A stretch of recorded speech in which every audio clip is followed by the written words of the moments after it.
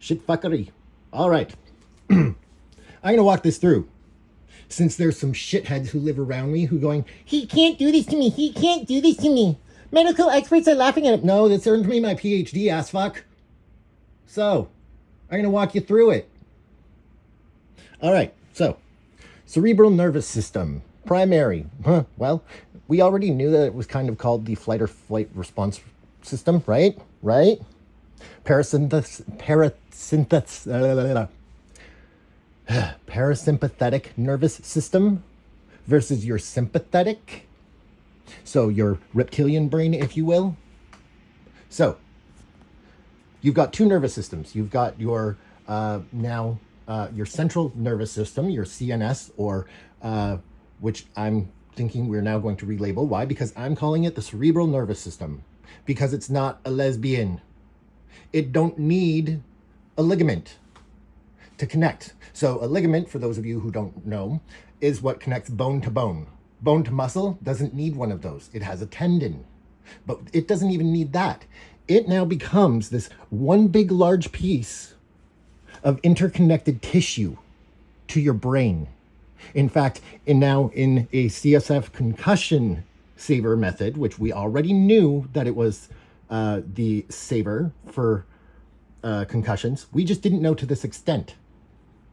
So, CSF, it all begins off of the brain liquefies, turns into fascia during the traumatic event, during a blunt force trauma. That was the original. Now, based off of a couple different laws, it's actually possible.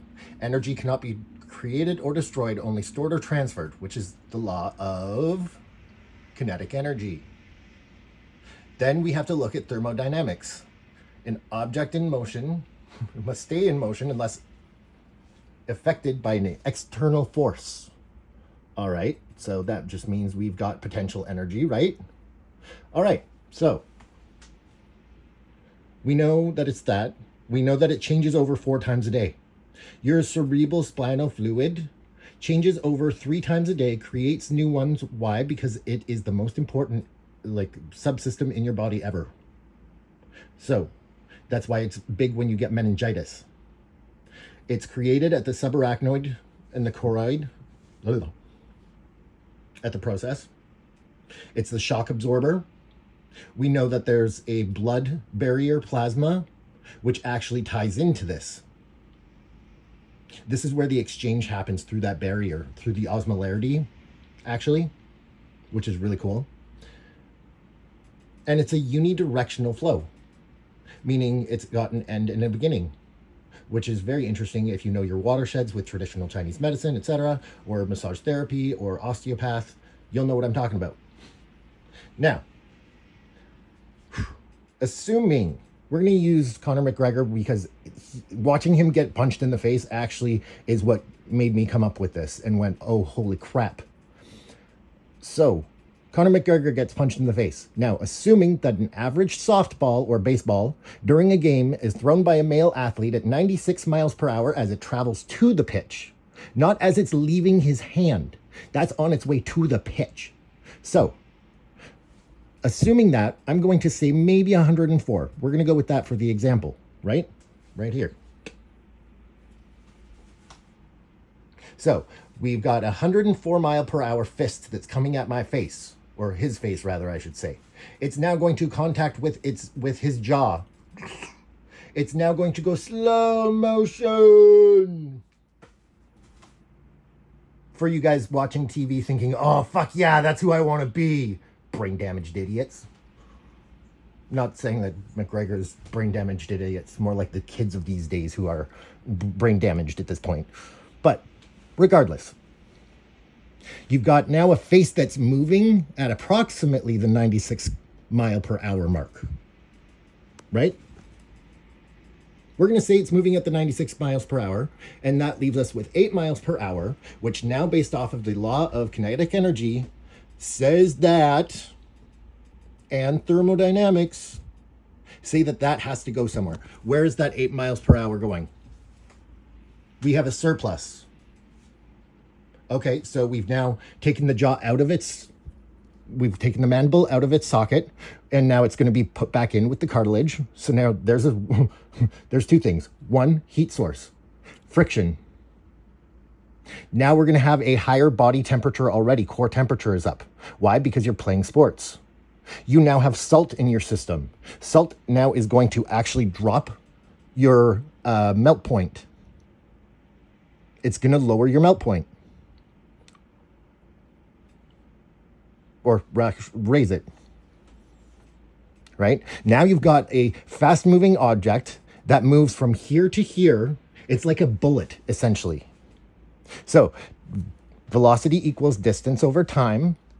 Or you can just, look at your slow-mo. But kids, you should do this by real hand, just in case you ever need it. So now you've got a change in temperature.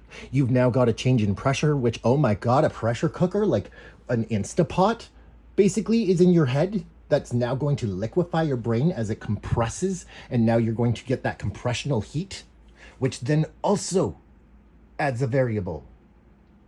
Whoa. Now, if we're looking at the chemical properties of it, let's take a look here. We've got soluble proteins, protein counts, not very much. It's mostly sugar. Funny enough, so is our sperm. Yeah, our sperm. It's practically the same makeup, actually. Very interesting. Now, it's 99% water. It's like 1% proteins. And then it's got NaCl, so sodium chloride, table salt, which one is a positive, one is a negative, which then makes a neutral. But then we've got potassium and we've got magnesium with 2+, which actually gives us basically a version of hypercarbia, which is actually going to then play into the new diabetes stuff too. Right? Holy crap. And also alkaline metal. Now, with some of these ingredients, here's CSF. This is actually the CSF. This is what makes up cerebral spinal fluid. It's got a pH of 7.4.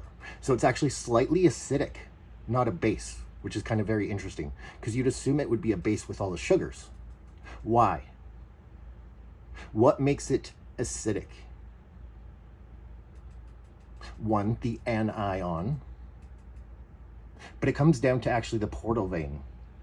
It comes down to the liver and the pancreas. That, with my new definition of the diabetes research, now, boom, leads us here. So,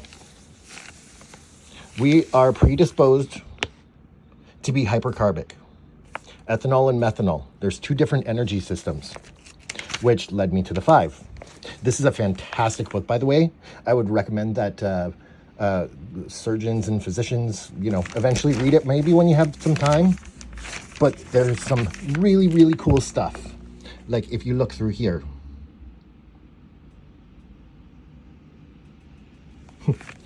It's really cool, actually. Now, there's 5 new types. And I will now switch videos. But yeah, here.